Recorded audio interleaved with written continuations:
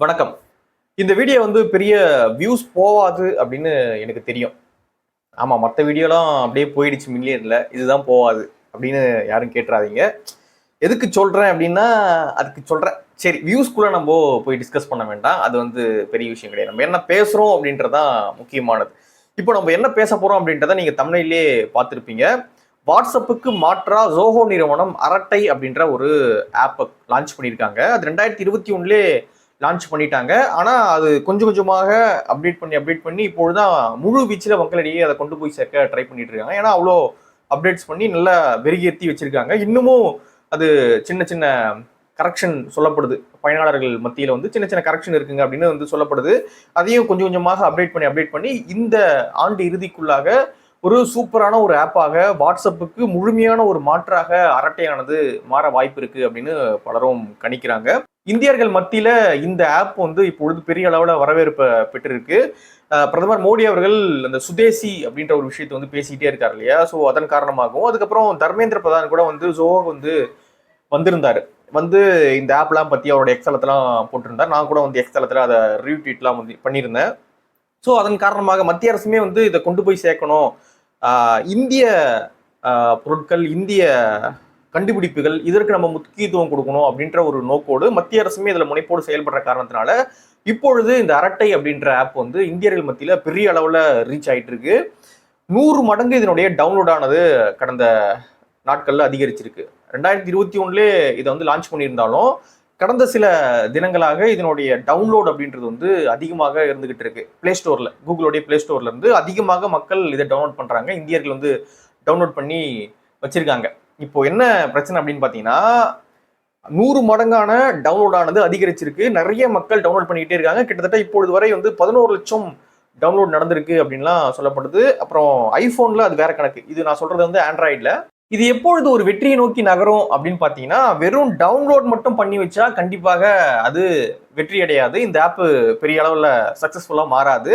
மக்கள் பயன்படுத்த ஆரம்பிக்கணும். இதை மக்கள் வந்து வாட்ஸ்அப்புக்கு மாற்றாக இதுல வந்து சேட் பண்ணணும், இதுல வந்து போட்டோஸ் ஷேர் பண்ணணும், வீடியோ வந்து ஷேர் பண்ணணும், மற்ற வீடியோ கால்ஸ் பண்ணணும், மற்ற விஷயங்கள்லாம் வந்து வாட்ஸ்அப்புக்கு மாற்றா மக்கள் இதை பயன்படுத்த ஆரம்பிச்சா மட்டும்தான் இந்த ஆப் வந்து வெற்றி அடையுமே தவிர்த்து டவுன்லோட் பண்ணா மட்டும் வெற்றி அப்படின்னு நம்ம எடுத்துக்க முடியாது. ஆனா மக்கள் டவுன்லோட் பண்ணி பயன்படுத்துறாங்களா இல்லையா அப்படின்றத நம்ம வெயிட் பண்ணி தான் பார்க்கணும். ஆனா டவுன்லோட் அப்படின்றது வந்து அதிகமாக இப்பொழுது நடந்துகிட்டு இருக்கிறதாக ஸ்ரீதர் வேம்பு அவர்களே வந்து தெரிவிச்சிருக்காரு. நிறைய கரெக்ஷனும் மக்கள் சொல்றாங்க. அதையும் நாங்க பண்ணிக்கிட்டே இருக்கோம். இந்த வருட இறுதிக்குள்ள ஒரு சூப்பர் ஆப்பாக, வாட்ஸ்அப்புக்கு ஒரு மாற்றான ஒரு ஆப்பாக இது வருவதற்கான எல்லா வாய்ப்புகளும் இருக்கு அப்படின்னு வந்து சொல்லப்படுது. ஸ்ரீதர் வேம்புமே வந்து ரொம்ப முனைப்போடு இதுல செயல்பட்டுக்கிட்டு இருக்காரு. இப்போ இதுல என்ன சொல்லப்படுது அப்படின்னு பாத்தீங்கன்னா, அதாவது சில டிராபேக்ஸ், பின்னடைவுகளாக என்ன சொல்லப்படுது அப்படின்னு பாத்தீங்கன்னா, அரட்டை அப்படின்னு வச்சிருக்காங்க தமிழ்ல. ஸோ அது ஒய்டா ரீச் ஆகுமா அப்படின்ற ஒரு டவுட் இருக்கு. அதனால வந்து ஈஸியா எல்லா மக்களும் உச்சரிக்கக்கூடிய ஒரு ஆங்கில பெயர், மற்ற பெயர்களை நீங்க வைங்க அப்படின்ற மாதிரியான சஜஷன்ஸும் வருது அப்படின்லாம் பார்க்க முடியும் நம்மளால. சமூக வலைதளங்களே சில பதிவுகள்லாம் பார்க்க முடியுது. அரட்டையும் தமிழ்ல வச்சிருக்காங்க. அது வந்து பெங்காலிஸுக்கு வந்து ரீச் ஆகுமா, இந்தி பேசக்கூடிய மக்களுக்கு ரீச் ஆகுமா, அப்புறம் காஷ்மீரி மக்களுக்கு, இது போன்ற எல்லா மக்களுக்கும் ரீச் ஆகுமா அரட்டை அப்படின்ற வார்த்தை அப்படின்ற ஒரு விமர்சனமே வைக்கப்படுது.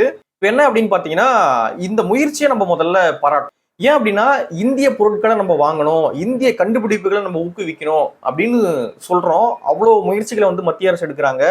நிறைய இப்பொழுது விழிப்புணர்வுகள்லாம் அது தொடர்பாக வந்துகிட்டு இருக்குன்னு வச்சுங்களேன்.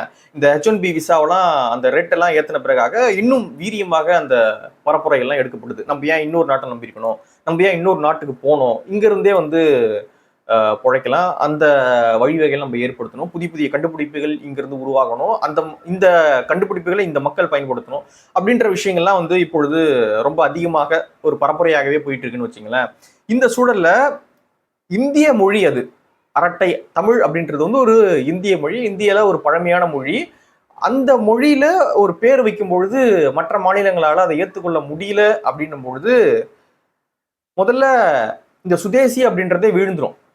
அந்த கான்செப்டே முதல்ல அடி வாங்கிடும் அப்படின்றதான் என்னுடைய பார்வை.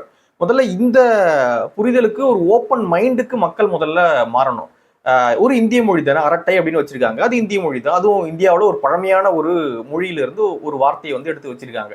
அப்படி வைக்கும் பொழுது நம்மளும் அதை ஆதரிக்கணும் அப்படின்ற ஒரு மைண்ட் செட்டுக்கு எப்போ வடக்குல இருக்கக்கூடிய மக்கள் அல்லது மற்ற மாநிலங்களில் இருக்கக்கூடிய மக்கள்லாம் வராங்களோ அப்பொழுது அந்த சுதேசி அப்படின்ற ஒரு கான்செப்டே உயிர் பெறும் அப்படின்னு நினைக்கிறேன். இந்த நோக்கியா அப்படின்னு சொல்றோம் இல்லையா, நோக்கியா நிறுவனம், நோக்கியா மொபைல் போன்லாம் இருக்கு இல்லையா, நோக்கியானா என்ன? நோக்கியா என்ன சான்ஸ்கிரிட்டா இல்ல ஹிந்தியா, பெங்காலியா, குஜராத்தியா, காஷ்மீரியா? நோக்கியானா என்ன? நோக்கியானா பின்லாண்ட்ல இருக்கக்கூடிய ஒரு டவுன், அது ஒரு நகரம் நோக்கியா அப்படின்றது. அந்த நகரத்தினுடைய பேரை ஒரு போனுக்கு வைக்கிறாங்க. அந்த போனை நம்ம இவ்வளவு நாள் யூஸ் பண்ணிட்டு இருக்கோம். யாராவது கேள்வி கேட்டிருக்கோமா? என்னடா நோக்கியான்னு வச்சு இங்க வந்து வைக்கிற? நோக்கியானா வாயில் நுழையாது, அது வந்து பின்லாண்டினுடைய ஒரு டவுன் பேரு, எங்க ஊர் ஒரு டவுன் பேரை வைகினி அப்படின்னு நம்ம என்னையா கேட்டிருக்கோமா? கேட்கல. சாம்சங்னா என்ன?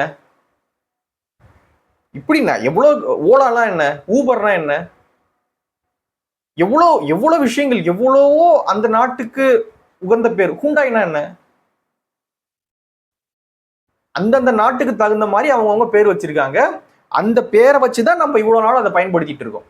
அப்பொழுதுதான் நம்ம ஒரு கேள்வி கேட்காத பொழுது தமிழ்ல ஒரு ஆப்புக்கு பேர் வைக்கிறாங்க அரட்டைன்னு, அதை மட்டும் அவ்வளவு கேள்விகள் நம்ம எழுப்புறோம் அப்படின் போது நம்ம மைண்ட் செட்டே முதல்ல மாத்தணும். இது வந்து சுதேசிக்கு உயிர் கொடுக்காது. இந்த மைண்ட் செட்டை வச்சுக்கிட்டு நம்ம சுதேசி சுதேசி பேசியிருந்தோம் அப்படின்னா அது வேஸ்ட். அந்த பரப்புரையே வந்து வேஸ்ட். அதனால ஓப்பனாக மக்கள் முதல்ல அந்த ஓப்பன் மைண்டோடு சில விஷயங்களை மக்கள் அணுகணும் அப்படின்னு நான் நினைக்கிறேன். ரெண்டாவது என்ன அப்படின்னு பார்த்தீங்கன்னா, வெளிநாட்டு முதலீடுகளை ஈர்க்கிறோம் அப்படின்னு சொல்லிட்டு பிரதமர் வெளிநாடு போறாரு, முதல்வர்கள் போறாங்க. இப்படிலாம் போயிட்டு வந்து அந்த நாட்டு முதலீடுகளை, அதாவது அந்த நாட்டு நிறுவனங்களை வந்து இங்க முதலீடுகள் செய்ய ஊக்குவிக்கிறாங்க. அவங்களுக்கு நிறைய சலுகைலாம் கொடுத்து அவங்களை இங்க கொண்டு வராங்க. ஆனா இந்தியாவில நம்ம பெரிய பெரிய நிறுவனங்களை உருவாக்க தவறிட்டோம். அந்த நாட்டு நிறுவனங்கள் அவங்க அவ்வளோ லெகசியோட ஒரு விஷயத்தை வந்து உருவாக்கி வச்சிருக்காங்க. நம்ம பார்த்து வியந்து நீங்க வந்து எங்க நாட்டுல முதலீடு பண்ணுங்க, நாங்க எல்லா சலுகையும் தரோம் அப்படின்னு அவங்களை இங்க கொண்டு வரோம். போய் பிச்சை எடுக்கிறோம், வாங்க வாங்க ப்ளீஸ் ப்ளீஸ் அப்படின்னு பிச்சை எடுத்து அவங்களை கொண்டு வந்து இங்க முதலீடு பண்ண வைக்கிறோம். ஆனா இங்க இருக்கக்கூடிய அறிவுகளை, இங்க இருக்கக்கூடிய முதலாளிகளை வந்து நம்ம ஊக்குவிக்காம, புதிய புதிய நிறுவனங்களை வந்து நம்ம பெரிய அளவோட கொண்டு போகாம அந்த நாட்டுக்கிட்ட போய் கையேந்துறது, அந்த முதலாளிகள்கிட்ட போய் கஞ்சி ஏந்துறது அப்படின்றது வந்து சரியான போக்கா இருக்காது. அதனால ஒரு பெரிய பெரிய பிராண்ட் வந்து இந்தியாவில இருந்து உருவாக்கணும். ஒரு ஆடி போல, ஒரு ஃபெராரி போல, ஒரு பென்ஸ் போல ஒரு பெரிய பெரிய பிராண்ட் இருக்கு இல்லையா? ஸோ அந்த மாதிரியான பிராண்ட் வந்து இந்தியாவில இருந்து உருவாக்கணும். அப்பொழுது இங்க இருந்து உருவாகும் பொழுதுதான் உண்மையாக இந்தியா வந்து ஒரு பெரிய வளர்ச்சியை நோக்கி நகரும். மற்றபடி இங்க முதலீடுகள் செய்வதனால அவன் வந்து இங்க முதலீடு செஞ்சுட்டு போறான். நீ என்ன பண்ற? அவனுக்கு தொழிலாளர்கள் கொடுக்கறதுனால என்ன ஆயிட போகுது? நீ இங்க இருந்து முதலாளிகளை வந்து உருவாக்கணும். இந்தியாவில் பெரும் பெரும் முதலாளிகளை நம்ம உருவாக்கணும். பெரிய லெகசி உள்ள நிறுவனங்களை வந்து உருவாக்கணும். அவங்க வந்து வெளிநாடு போய் முதலீடு பண்ணணும். அவன் வந்து இங்க கெஞ்சணும் ஜோகோ கிட்ட வந்து, ஐயா ஐயா ஜோகோ நீங்க வாங்கய்யா, அங்க வந்து முதலீடு பண்ணுங்கய்யா, 10,000 பேருக்கு ஒரு வேலை கிடைக்குங்க அப்படின்னு அவன் வந்து கெஞ்சணும். அந்த அளவுக்கான ஒரு பெரிய பெரிய பிராண்டை வந்து இந்தியா உருவாக்கணும், இந்தியர்கள் உருவாக்கணும். அதுக்கு அரசு வந்து முழு மூச்சோடு ஈடுபடணும். அதை விட்டுட்டு அவனுடைய நிறுவனங்களை இங்க முதலீடு செய்யறதுனால இந்தியாவுக்கு என்ன வளர்ச்சி அடைஞ்சிரும் அப்படின்னு நினைக்கல. கடைசி வரைக்கும் நம்ம ஒரு தொழிலாளர்களை தான் உருவாக்கிட்டே இருக்கணுமே தவிர்த்து ஒரு பிராண்டையோ ஒரு மிகப்பெரிய ஒரு கம்பெனியோ ஒரு அந்த மாதிரியான ஒரு விஷயங்களை நம்ம உருவாக்கவே முடியாது. கடைசி வரைக்கும் ஒரு தொழிலாளர்கள் வர்க்கத்தையே தான் நம்ம உருவாக்கிட்டே இருக்கோம். அவனும் ஒரு 15,000 20,000த்துக்கு வேலை செஞ்சுக்கிட்டே இருப்பான். அந்த நாட்டு முதலாளி ஆகிட்டே இருப்பான், பெரிய பெரிய முதலாளிகள் ஆகிட்டு இருப்பான். அந்த ஊருக்கு அது பெரிய லெகசியா மாறிட்டே இருக்கும். ஸோ அதனால இப்படியான கண்டுபிடிப்புகள் இந்தியாவில இருந்து வரும்பொழுது அரசு முதல்ல இதை ஊக்குவிக்கணும். இப்பொழுது வரை எம்.கே. ஸ்டாலின் அவர்கள் கூட இதை பத்தி போடலை அப்படின்னு நினைக்கிறேன். மத்திய அரசு ஊக்கப்படுத்திட்டு இருக்காங்க. எம்.கே. ஸ்டாலின் அவர்கள்லாம் இதை பத்தி பதிவுகள் போடணும். இந்திய மக்கள், தமிழக மக்கள்லாம் இது வந்து பெரிய அளவுல பயன்படுத்தணும். அரட்டை அப்படின்ற ஒரு பிராண்ட் வந்து வருது, ஜோஹோ அப்படின்ற பிராண்டு அரட்டை அப்படின்ற ஒரு ஆப்பை கொண்டு வராங்க அப்படின்னும் பொழுது பெரிய அளவுல இந்தியா முழுக்க ரீச் ஆகுது அப்படின்னும் பொழுது மற்ற நாடுகள் பார்ப்பாங்க, என்னடா இது அப்படின்ற மாதிரி பார்ப்பாங்க. மற்ற நாடுகள்லயும் அது, மற்ற நாடுகள்ல இருக்கக்கூடிய இந்தியர்கள்கிட்டையும் அது பரவ ஆரம்பிக்கும். கொஞ்சம் கொஞ்சமாக அது ஒரு பெரிய பிராண்டாக உருவாக ஆரம்பிக்கும். இப்படிதான் நம்ம கொஞ்சம் கொஞ்சமா ஒரு பிராண்டை உருவாக்கணும். அதை விட்டுட்டு மற்ற நாட்டுல இருக்கக்கூடிய முதலீடுகளை இங்க கொண்டு வந்து அவங்களுக்கு அவ்வளோ சலுகைகள் கொடுத்துக்கிட்டு இருக்கோம். அதுக்கு மாற்றா நம்ம முதலாளிகளுக்கு பெரிய பெரிய சலுகைகள் கொடுக்கலாம். அவங்க இங்க இருக்கக்கூடிய ஆட்களுக்கு வேலை கொடுப்பாங்க, அவங்களுக்கு நல்ல சம்பளம் கொடுப்பாங்க, அவங்க அடுத்தது முதலாளிகளா உருவாவாங்க. ஸோ இப்படியே தான் ஒரு சமூகம் எவால்வ் ஆகுமே தவிர்த்து கடைசி வரை இன்னொரு நாட்டு முதலாளிகளை இங்க முதலீடுகள் செய்யறது மூலயமாக ஒரு தொழிலாளர் வர்க்கத்தை தான் நம்ம உருவாக்கிட்டே இருக்கிறோம் அப்படின்னு நினைக்கிறேன். அந்த மக்களும் பெரிய அளவுல வளர்ற மாதிரி எனக்கு தெரியல. ஒரு சும்மா அன்றாட வாழ்க்கையை போக்குவதற்கான அந்த மணி தான் அவங்க கிட்ட இருக்கே தவிர ஒரு எக்ஸ்ட்ரா ஒரு இன்வெஸ்ட்மெண்ட் பண்ணலாம், ஒரு லேண்ட் வாங்கலாம் அப்படின்ற அளவுக்கு கூட அந்த மக்கள் அடுத்த கட்டத்தை நோக்கி நகரல. ஏன்னா சம்பளம் கம்மியா இருக்கு. அதனால இந்த அரட்டை அப்படின்ற இந்த ஆப்பை நம்ம விரிவாக கொண்டு போய் சேர்க்கணும், மக்கள் பயன்படுத்த ஆரம்பிக்கணும். டவுன்லோட் மட்டும் பண்ணி வைக்கிறதுனால எந்த பிரயோஜனமும் கிடையாது. நானும் டவுன்லோட் பண்ணி வச்சிருக்கேன். ஏன்னா பயன்படுத்தக்கூடிய ஆட்கள் இல்லை, யாரும் பயன்படுத்தலை அப்படின்னும் போது அது மட்டும் இருக்கு. நானும் டவுன்லோட் பண்ணி வச்சிருக்கேன், நீங்களும் டவுன்லோட் பண்ணுங்க. அடுத்தடுத்து அதை யூஸ் பண்ணவும் ஆரம்பிங்க. கொஞ்சம் கொஞ்சமாக அதை பயன்படுத்த பயன்படுத்த பயன்படுத்த அது மக்களிடையே புழக்கத்துக்கு வர ஆரம்பிக்கும். வாட்ஸ்அப்புக்கு உண்மையாக ஒரு மாற்றாக அது வந்து நிற்கும் அப்படின்னு நினைக்கிறேன். ஆனால் அது பெரிய சேலஞ்சு தான். ஏன்னா வாட்ஸ்அப் அப்படின்றது வந்து அது இன்டர்நேஷ்னல் லெவலில் ஒரு பெரிய ஒரு மார்க்கெட்டாக இருக்குது. அப்படி இருக்கும் பொழுது வரட்டை அப்படின்ற ஒரு செயலி அதை ரீப்ளேஸ் பண்ணுமா அப்படின்றது கேள்விதான். என்ன அளவில் அது பெரிய கேள்வியாக தான் நிற்குது. ட்ரை பண்ணி பார்ப்போம் என்னதான் நடக்குது அப்படின்றத நம்ம ட்ரை பண்ணி பார்க்கலாம். இப்போ இதில் சேலஞ்செலாம் என்ன அப்படின்னு பார்த்தீங்கன்னா, வாட்ஸ்அப் அப்படின்றது வந்து இன்ஸ்டா கூட கனெக்ட் ஆகிருக்கு, அப்புறம் ஃபேஸ்புக் கூட கனெக்ட் ஆகிருக்கு. இப்படிலாம் சில விஷயங்கள் கூட அது கனெக்ட் ஆகிருக்கு. அவங்க கனெக்ட் பண்ணுறாங்க. இன்ஸ்டாலேருந்து ஒரு ஸ்டோரியை கொண்டு போய் வாட்ஸ்அப்பில் போட முடியும். இப்படியெல்லாம் ஒரு விஷயம் கனெக்ட் பண்ணுறாங்க இல்லையா? ஸோ இந்த மாதிரியான கனெக்ட்லாம் அரட்டை பண்ண முடியாது. ஏன்னா அரட்டைன்றது ஒரு தனி ஆப். அவங்க வந்து மெட்டா மூலியமாக நிறைய ஆப்ஸ் வந்து கனெக்ட் பண்ணி வச்சுருக்காங்க. ஸோ இந்த மாதிரி சேலஞ்செலாம் இருக்குதான். அதனால் பெரிய வெற்றி அடையுமா, இது கொண்டு போய் சேர்க்க முடியுமா அப்படின்றதெல்லாம் என்னால் அது கரெக்டாக சொல்ல முடியல. ட்ரை பண்ணி பார்க்கலாம் அப்படின்றதான் என்னுடைய யோசனை. விட்டுற வேண்டாம், ஏன்னா இவ்வளோ பெருசு வந்திருக்கு, இவ்வளோ தூரம் வந்திருக்கு. அதனால் இதை விட்டுற வேண்டாம் அப்படின்றது என்னுடைய பார்வை. உங்களுடைய கருத்து என்ன அப்படின்றத கீழே கமெண்ட்டில் பதிவு பண்ணுங்கள். கீழேயும் முடிஞ்சால் நான் டிஸ்கிரிப்ஷனில் வந்து அந்த அரட்டையினுடைய டவுன்லோட் லிங்கை தரேன். டவுன்லோட் பண்ணி யூஸ் பண்ணி, டவுன்லோட் பண்ணாதீங்க, டவுன்லோட் பண்ணி யூஸ் பண்ணி பாருங்கள் அப்படின்றதான் என்னுடைய கருத்து. உங்களுடைய பார்வை என்னன்றதையும் நீங்கள் கீழே கமெண்ட்டில் பதிவு பண்ணுங்கள்.